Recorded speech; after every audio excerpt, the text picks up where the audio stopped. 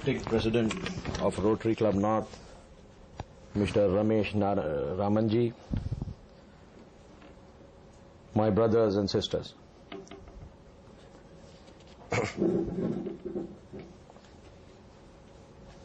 Our topic is Jihad in Islam. Religions, by their very definition, are about spirituality. Irrespective whether a religion recognizes God or not, it speaks about that dimension of human personality which has to deal with the soul, with the spirit. Something which is dealing with a metaphysical reality has to, at times, also deal with issues of war and peace. It is not a paradox, it is not an anathema that human spirituality includes fighting for justice and truth.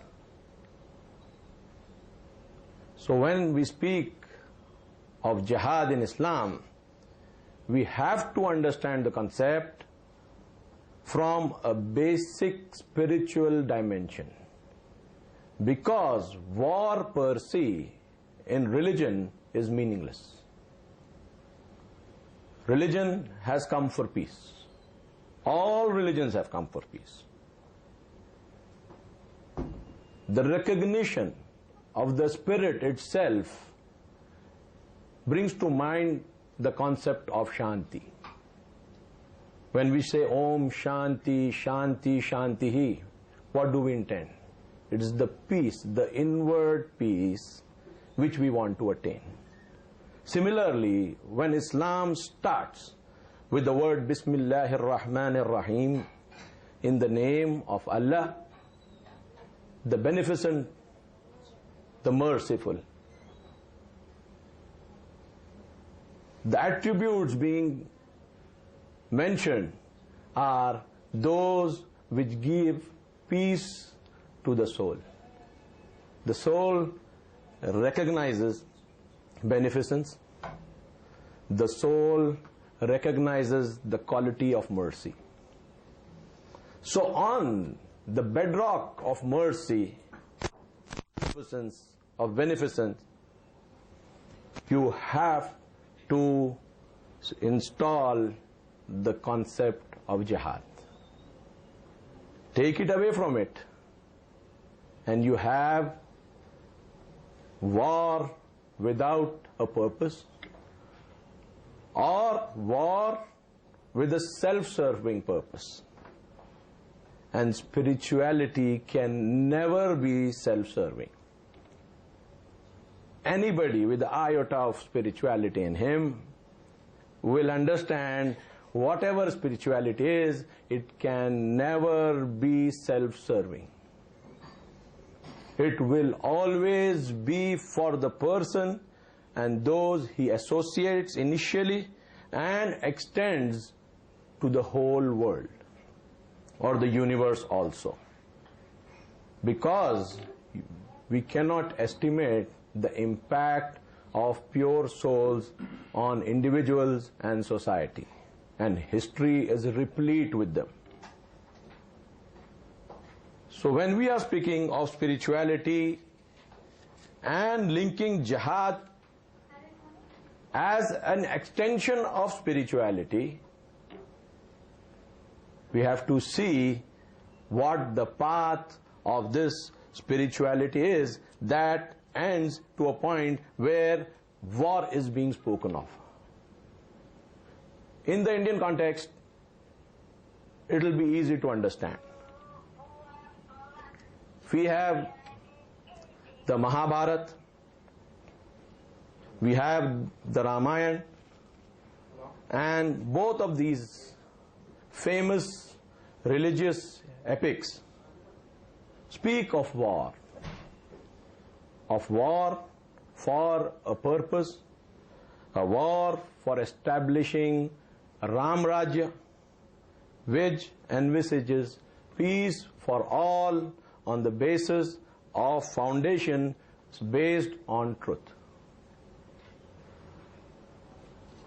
In our discussion today, I'll start from where the Quran starts addressing mankind. Chapter 49, verse 13. It's a very famous verse. O mankind, the Quran is speaking to all mankind. It's not speaking to the Muslims. There are places where the Quran says, O believers. No. Here is, O mankind, Nas, people.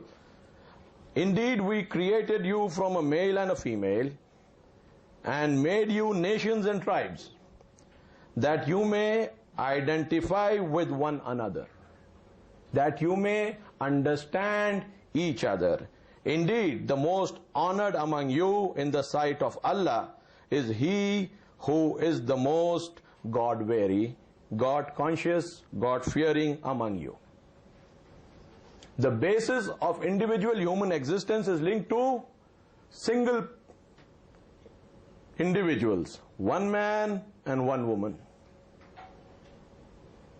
You are all the children of a single couple. Though you have been made into nations and tribes, you have separated. This big world has place for all, and therefore God has created tribes and nations. Languages are different, colors are different, cultural modes are different, but all this difference doesn't mean that you become indifferent. The verse says that you may identify with one another, you may understand one another. But remember, the basis of honor with God will always be that spiritual consciousness of God. If the Atma is forgetful of the Paramatma, it ceases to be the Atma which was created. It becomes a power to itself, separated from the ocean of mercy. So man by himself has nothing. Whatever he gains, gains from that ocean of mercy. And that is the Paramatma or Allah. But once he cuts that link with God, he sees in himself everything which has been given, which has been bestowed as his own, because he's not linking up. And when that happens, arrogance comes, anger comes, hate comes, lies come, and all these put together make of the Atma something for which it was not created. History gives us examples of people who have been forgetful of their creation. So this verse highlights that basic concept that your worth is your God-wariness, your consciousness, your ability to keep your connection with God. Allah, the word, basically means he who is to be worshipped. And the Quran's emphasis is on the Creator. So you need to worship your Creator and be wary of Him, conscious of Him, and therefore things go on and on and on. So this is the basic foundation for human existence. That they are one at the beginning, they become tribes and nations as time goes on and history and civilization march on, and then they are supposed to know each other, understand each other, identify with each other. Human civilization has reached a point where people belonging to different races, nations, castes, creeds have no other option but to learn from each other and identify each other, and by this common coming together flourish. Or the other alternative is to perish. We here are the luckier ones, or should I say the more sensible ones, who have chosen the path of understanding one another while witnessing those around the world who have distanced themselves from the path of understanding and have replaced it with hate and violence. The word jihad is being used by many Islamic groups for justifying their violence and has now become a part of modern English vocabulary.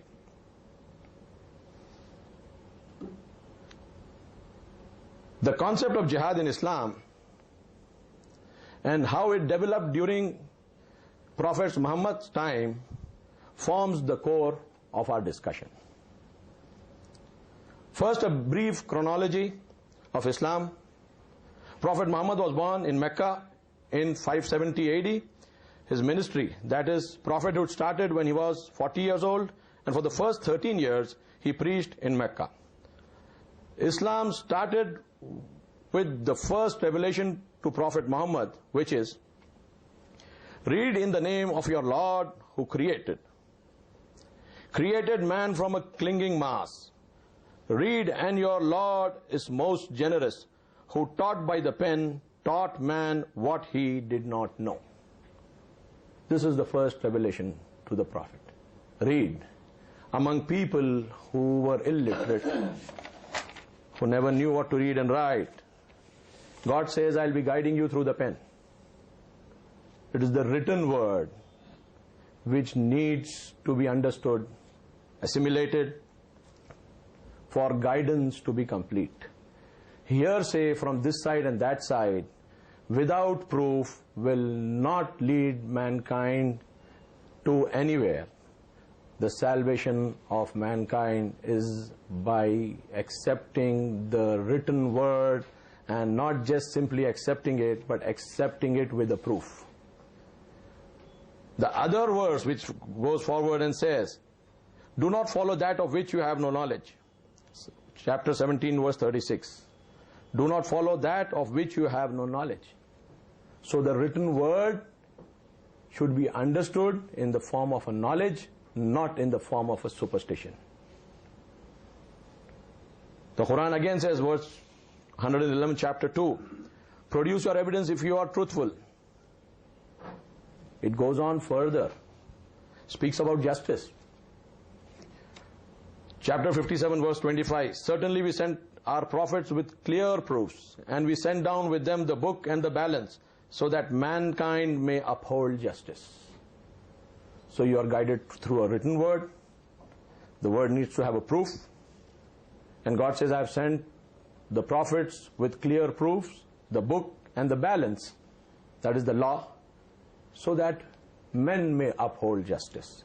It is the duty of mankind to uphold justice. It's God's given responsibility that mankind has to recognize. I'm speaking at a time where we have reports from the UN, WHO, that every day 18,000 children are dying in the world because of hunger and malnutrition. So justice is something, again, which has a spiritual dimension. It has to be sustained by the spirit. The body craves. The spirit tries to control that craving by giving it a bigger vision, a bigger purpose. The spirit controls the body and takes it on the path of justice.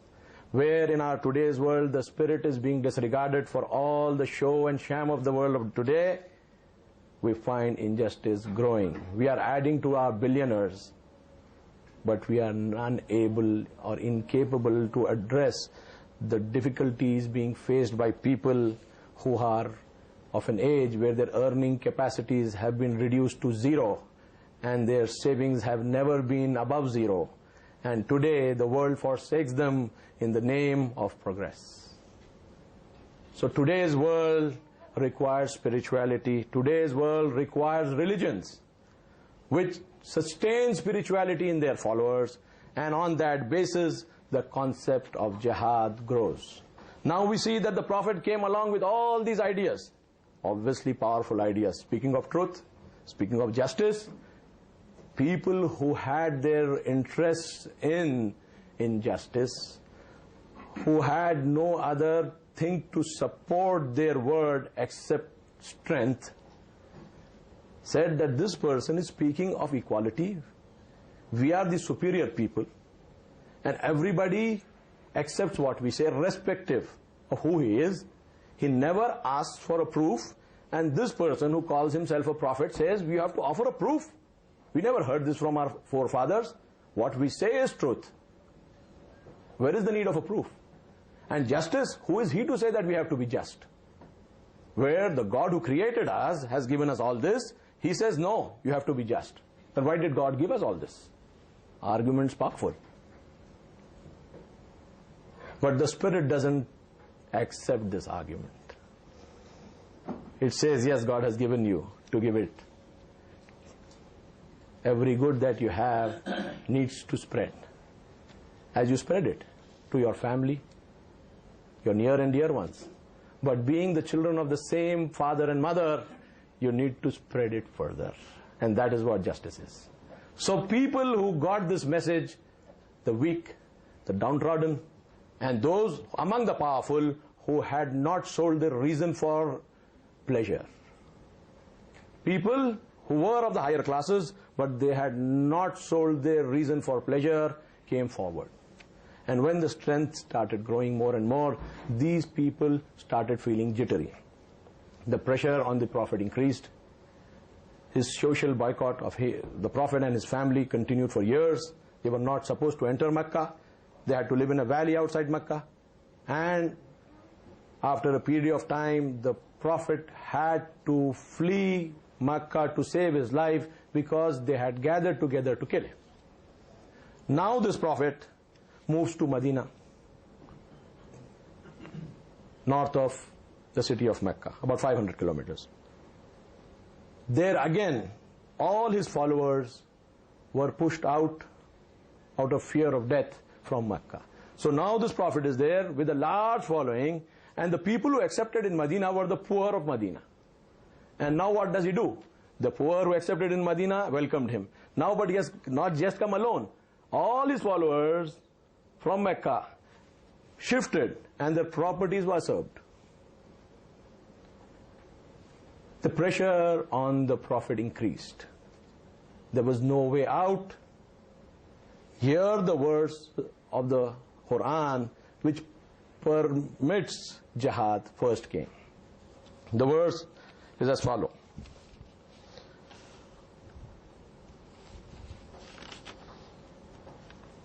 Those, chapter 22, verse 39, 40.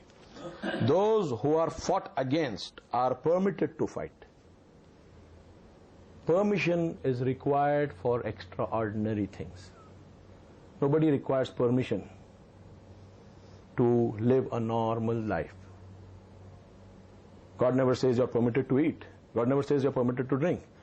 He only gives special permission where special permission is required. Otherwise, everybody knows that when God created man, He has created food for him, and he is supposed to sustain his life by eating what is permissible and drinking what is permissible. So the issue of permitting something means it's a license. It's not an ordinary event where you can do what you like. So 13 years of the Prophet were spent in Mecca in non-violent preaching. No violence at all. When he came to Medina, the situation was such that they had gathered their forces, and now the Prophet is allowed. Those who are fought against, the word are, those who are fought against are permitted to fight. If you are not fought against, you are not permitted to fight. Because the premise is those who are fought against are permitted to fight, because I'm just giving the translation without any addition from my side, because they have been wronged, and Allah is indeed able to help them, that they have been wronged. Those who were expelled from their homes unjustly only because they said Allah is our Lord. Had not Allah repulsed one group of people by the other, ruin would have befallen the monasteries, churches, synagogues, and mosques, in which God's name is mentioned greatly. The first verse comes and just doesn't speak about the Muslims. It says you're permitted because you have been wrong. You have been wrongly expelled just because you have faith in your Creator. And if God had not so willed that He repel one group of people with the other, that is, repel evil with the good, what would have happened? Monasteries, churches, synagogues, that is for the Jews, and mosques would have been ruined and destroyed. What happens in these places? Well, in these places, the name of God is taken. God is remembered greatly. So we are very clear about the permission. It is not a permission to Muslims to fight for Islam per se. It is a permission to fight for God. Not just for mosques, not just for churches, not just for synagogues. For every spiritual place where people want to remember God in the way a Creator should be remembered. So the issue has been not narrowed. The issue has been widened to include all faiths. This inclusion of all faiths in an effort to repel evil implies that it is a common factor between all religions. Religions will come to a point where evil in the social form will try to control society the way it used to do, even after the message has come and the majority of people want a change. When the majority of people want a change and the people who are earlier entrenched, have power, don't want to give it, don't want to be treated equally. They were unjust, but Islam says no. If they were unjust, you cannot be unjust. So what happens if people of this kind who have been given permission by Allah to fight because they have been fought against, what will they do? The verse continues. This was the same verse continues, chapter 22, verse 39 and 40. Allah will surely help those who help Him. Indeed, Allah is all strong, almighty. The same chapter, the next verse. 22nd chapter, 41st verse. Those who, if we grant them power in the land, what will happen? You have been given permission to fight. God can help you. Obviously, when you are given permission to fight and God can help you, you will get power in the land. Those who, if we grant them power in the land, maintain prayer. They don't lose their spiritual link. Arrogance after victory is impossible for a spiritual soul. In other verses of the Quran, where God speaks of His help and victory, the next verse says, ask for forgiveness of your sins. You have become victorious. You are a victor now. What do you do after gaining victory? Start asking for forgiveness for your sins. The whole thing is shifted from victory and celebration to victory and forgiveness. So now God says, those who, if we grant them power in the land, maintain prayer, give the poor their share, that is zakat, and bid what is right and forbid what is wrong, and with Allah rests the outcome of all matters. Again, the last part, and with Allah rests the outcome of all matters. You should never think that victory came to you because you were strong. The hand of God in this victory was much greater than the power you used. It was because of the laws of God that He wanted to support someone who was fighting for good, that the victory was achieved. Never and never should the man or the person leading feel that victory has come because I have fought well. So that's the reason in the beginning, Allah will surely help those who help Him. Indeed, Allah is all strong, almighty. The might of God is put in the middle. At the end again, see, the victory was the result of our ways. So jihad, the first verse about jihad is so elaborate. It gives a complete picture why you are being allowed to fight. You have to maintain your worship. You have to maintain your paying the poor tax. You have to forbid evil. You have to recommend the right path. And all this you have to do with humbleness. Further, the Quran says, now you have been given permission to fight. Well, is the permission such that you can keep on fighting? You need to be checked. It's not a permission where there is no limit to it. Chapter 8, verse 61. And if they incline towards peace, then you too incline toward it, and put your trust in Allah. If they who are fighting against you, now they don't want to fight, what do? No, God has given me permission to fight. You fight or not, I'm going to fight. This doesn't work. God says no. If they incline towards peace, then you too incline towards peace. Don't say, well, now we have taken the upper hand and now they are going back and next time they'll come. No. Have faith in God and put your trust in Allah. If He has been able to put you on a position of strength, tomorrow again if they come back, He's capable of it. Never say, because now I'm in the position of strength and He is weak, or the opposition is weak, will not incline towards peace, because they are inclining towards peace because they are weak now. Had they not been in that position, they were strong, they would never have inclined. That reasoning doesn't hold. They want peace, you go ahead and see and rely on God. God's trust is enough for you.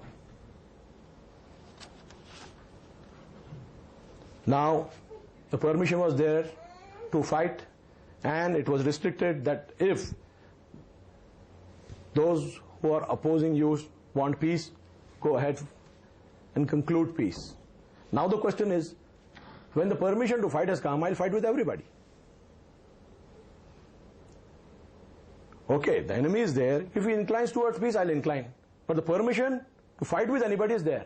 God says, no, the permission is not open. Whom to fight and whom not to fight with, again I'm going to determine. Chapter 60, verse 8 and 9. Allah does not forbid you in regard to those who did not make war against you on account of your religion, and did not expel you from your homes, that you deal with them with kindness and justice. Leave alone war. Leave alone war. What is God saying? Allah does not forbid you in regard to those who did not make war against you on account of your religion, and did not expel you from your homes, that you deal with them with kindness and justice. Indeed, Allah loves the just. They never fought with you. They were never against you because you're following a particular religion. They never expelled you out of your homes. So God doesn't forbid you to do justice with them, to deal with them with kindness. Rather, indeed, Allah loves the just. Strange. So now you can't fight with someone who doesn't fulfill these criteria. He has not fought with you, nor has he expelled you from your homes, because you are following a particular religion. So your hands are again tied.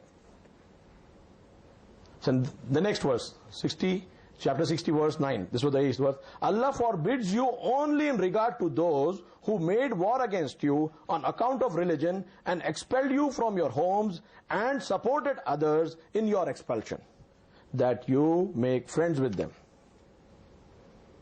So now, again, the question again is not about war here.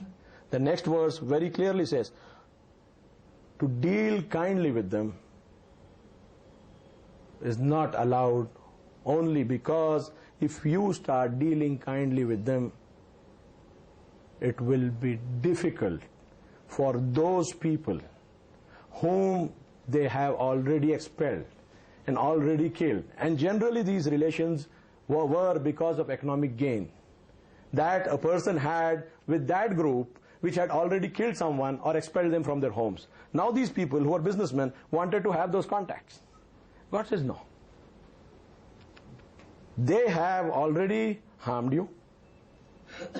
They are not repented about it. Further, they are willing to go against you. Here, you are not going to do it. And if you do it, it is they who are the wrongdoers. Those who befriend them will be the wrongdoers. Because this befriending is not on a spiritual basis. This befriending is basically for economic gain, for a worldly basis. Any spiritual link, and God will not stop it. It's impossible. It's working against His own purpose. So here the verse is very clear. If they had not fought a war with you, killed you, expelled you from your homes, you have to be kind to them, you have to be just to them. God loves the just. But no, if they have done this, killed you, expelled you, or helped those who have expelled you, now your befriending them has something else behind it. That will not be allowed. That something else behind is wrongdoing. Now, coming to verses where the tone is much more harsh. Chapter 2, verse 191. And kill them wherever you confront them. This is the verse of the Quran.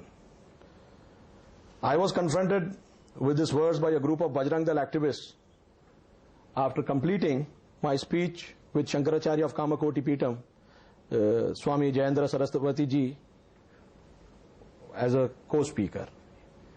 After finishing this speech, they asked me, do you believe in the Quran? I said, I do believe in the Quran. They brought the Quran out and said, well, what is this verse saying? And the verse said, well, and kill them wherever you confront them. This is verse number 191 of chapter 2. I will start from verse number 190, a verse before that. The same chapter, chapter 2, verse number 190, and then I'll read verse number 192. Fight in the way of Allah those who fight you, but do not transgress. Indeed, Allah does not like transgressors. The first verse, 190, says very clearly, fight in the way of Allah those who fight you, but do not transgress. Indeed, Allah does not like the transgressor. Then it goes on, and kill them wherever you confront them, and expel them from where they expelled you, for creating strife is greater than killing. By creating strife, by making the world a playground of human indulgence, by being so unjust that the poor are not properly fed, the weak are not cared for, the old are not respected, and only the glitter and the glitterati have honor and respect, in that world you require to fight. You require to change the games of the rule, but again you are not supposed to transgress. Because spirituality doesn't allow transgression. Because a person knows that if he transgresses, he loses his soul for something which is ephemeral, which is not going to last. And the soul recognizes what is ephemeral and what it is that lasts. And it will never sell one for the other. So the whole question is, what and where is the Quran taking man? By stamping him with that spiritual mark, the hallmark of Allah, the hallmark of the Creator. Allah is an Arabic word. Basically, one who is to be worshipped. But what it's spoken about is the Creator. Muslims are supposed to worship the Creator. That's all it is. And no one else.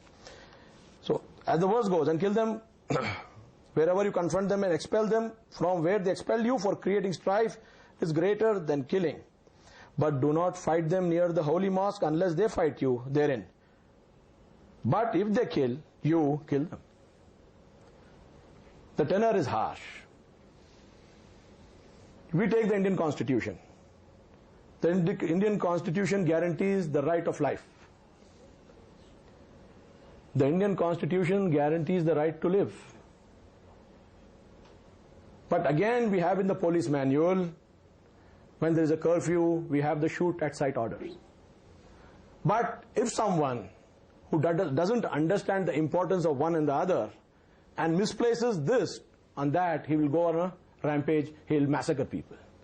While the other, who understands what right of life means and what this is, will place it in the proper perspective, will see to it that this is allowed to save more lives by controlling people from coming out and threatening them by shoot at sight. We would be able to save hundreds and thousands of lives.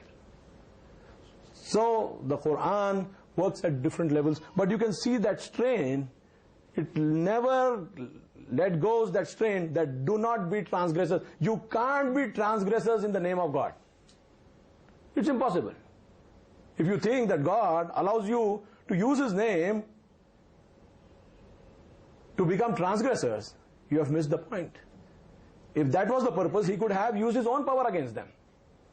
When He is using your power, you're supposed to act according to what He says. So the question again is, in that harsh-toned verse, we have those who fight you but do not transgress, Allah does not like the transgressors. These are the harshest verses you find about jihad in the Quran. But again, there you have that part which says that you are not supposed to be transgressors. I go forward. Now that you have to fight, you fight. Till where you can you go? Chapter 5, verse 8. O you who have faith, be maintainers as witnesses for the sake of Allah of justice. O you who have faith, be maintainers as witnesses for the sake of Allah of justice, and ill feeling for a people should never lead you to being unfair. When there is war, there is ill feeling. The heart doesn't respond very positively with love in a state of war. So you have an ill feeling. So what do? O you who believe, be maintainers as witnesses for the sake of Allah of justice, and ill feeling for a people should never lead you to being unfair. Be fair, this is nearer to God-wariness, and be conscious of Allah. Allah is indeed aware of what you do. If you are thinking that you are ill-feeling and you are transgressing and you are not doing justice, will not be seen. Remember, God sees the small things, because if you are being just, you are becoming closer to God. As I said, be fair, this is nearer to God wariness, this is nearer to God consciousness. By being just to the enemy, you come nearer to God. The whole idea is to see to it that human beings learn to live with one another according to certain principles which have to be respected, and the right to life is the most important thing which one has to respect for a human being, because it has been created by God and no human being can create it. Or once it is lost, he cannot bring it back. As the Quran says, he who saves one life has saved the life of the whole humanity, and he who takes one life has actually killed the whole humanity, because that one life for that person is the complete thing. So when you give such importance to life, when you say that, well, war you can fight to repel evil, but you cannot transgress, you cannot leave the standards of justice, throw away the standard of justice and say, no, this is war and I can do anything in it. No. There are more detailed rules about jihad, where you cannot follow a scorched earth policy, you can't uproot trees, you can't poison the wells, you cannot kill children and women and the infirm. These are all explained in great detail. But the question again is, who is going to apply it? If in the name of jihad today we see people killing innocent people, what do we understand of it? We have to say that this is not jihad. This is tyranny. This is zulm. And as God says, I don't like the transgressors. Quran is very clear about it. We need to develop a proper spiritual understanding of this concept. A greater sagacity is required to understand these verses, to place them in a proper context, and see to it that under the shadow of spirituality, you are allowed to fight a just war, not because you like war, but because if you don't do it, the results will be worse and people will be exploited and the purpose of creation of mankind will not be served. When it comes to individual behavior, this is on the social scale, because jihad is a social concept, when people fight against people. But when it comes to individuals, we have verses in the Quran which show a very different face. Chapter 41, verse 33 to 35. Oh, who has a better call than him? Who has a better call than him who calls to Allah and acts righteously and says, indeed, I am one of the Muslims? Who has a better call than him who summons to Allah and acts righteously and says, indeed, I am one of the Muslims? Good and evil are not equal. I am quoting the Quran. Good and evil are not equal. Repel evil with what is best. Repel evil with what is best. If you do so, behold, he between whom and you was enmity will be as though he were a sympathetic friend. I'll read again. Who has a better call than him who calls to Allah and acts righteously and says, indeed, I am one of the Muslims? Good and evil are not equal. Repel evil with what is best. If you do so, behold, he between whom and you was enmity will be as though he were a sympathetic friend. But none is granted it except those who are patient, and none is granted it except the greatly endured. Repel evil with good, but God says this is not possible except for those who have a lot of patience and on whom God has bestowed His mercy. At the ordinary level, a person will repel evil with evil if he has the choice, otherwise he'll keep quiet, but his heart will burn. But a person on whom God has showered His mercy, who has learned how to be patient, what will he do? He will repel evil with good. And what will be the result? An enemy will be converted into a friend. Chapter 41, verse 33 to 35. So this is the principle in individual behavior, and that was the principle in social behavior. Opposition, how it has to be dealt with, how it has to be managed. Societies, when they exist, there will always be strife in them. But it is the duty of the more evolved souls to come forward. Today in our society, instead of the evolved souls coming forward, we have the most depraved of them. The most depraved of them. What we are seeing today, the kind of scandals we are going and seeing, people who are occupying public office are incapable of seeing the good of the people they represent. This is a strange kind of blindness. A very, very strange kind of blindness where the person representing the person fails to see him. Never happens anywhere else. It happens at the social level. At the individual level, no. The lawyer will remember his client, the doctor his patient, but the politician forgets his constituency. The constitution which made him a member of its august body. He forgets everything. When if the Quran says the man is forgetful, he is always in a hurry. When Quran says his love of money is great, man is arrogant, man doesn't have patience, it is sounding the warning that you have all the potential to become what you see other people are becoming and do not like it. But placed in that circumstance, you will not have the strength to function according to the will of God unless you have understood the will of God.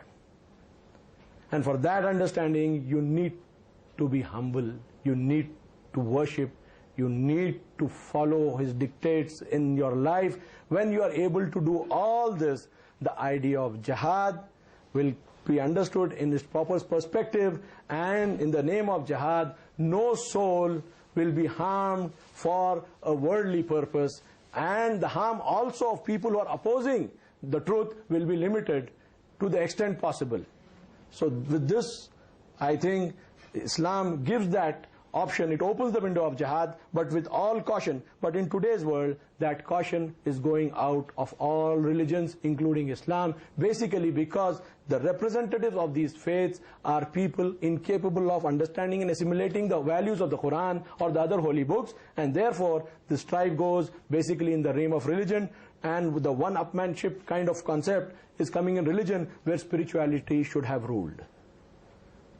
With the prayer that may people evolve towards God, and may their evolution towards God have the same kind of impact with the evolution of the Prophet had on mankind. He evolved to bestow peace upon mankind. As the Quran says, we have sent you as a peace for all the nations. So when the Prophet was the Prophet of peace, his followers and those who accept him as a spiritual guide, hopefully we can all come together and with the wide spiritual experience. Because what the Quran says in the first chapter, the beginning, after the first chapter, the second chapter, we have those who believe in what has been revealed to the Prophet and what has been revealed before. The Muslims are supposed to accept the revelations of the older books. Whatever spirituality is there, it is the duty of a Muslim to gather it from all points of time, and if a person has developed that ability to sniff out spirituality, he'll find spirituality in all the books. The question is how to identify it. You can identify it because if you have that kind of soul, that reflection into it will always give you a result which will be 100%. And with that, you will start respecting the spirituality of other people, the peoples of other faiths. Unless you respect the spirituality of peoples of other faiths, you are negating that concept that you're children of the same Adam and Eve. So God binds you in various ways and brings you towards light from darkness.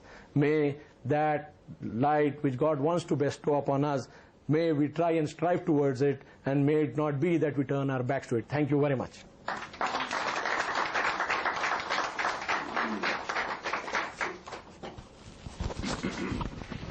Thank you, Mr. Mujahid. I think it was a very revealing, very in-depth analysis. I'm sure this can be a whole-day discussion. And it was very interesting to note that I was trying to recall in our school days or in the +2 days, we used to have something called reference to context. So, like a poem reference. a sentence or a meaning or a word, when it doesn't have a reference to context, can mean totally something. And when there is a reference to the context, it means totally something different. So I think that predominantly comes out from what Mr. Mujahid made a presentation, which was very revealing. And he has done a lot of in-depth study into getting out and trying to clarify with what context and why and how. He spoke very widely, sir. For 15 minutes he spoke. Yes. And so I must thank you, Mujahid Bhai, for throwing some light on this grey area, which has been grey, very unfortunately. I call upon Rotarian Shafiq Ahmed to come and propose a formal vote of thanks. But before that, I would like to throw the floor open for some questions or something that you would like to make a point just for a couple of minutes. We're actually running out of time. And so if somebody would like to make a point or would like to question or further clarify something out of what he said, I'm sure he will respond to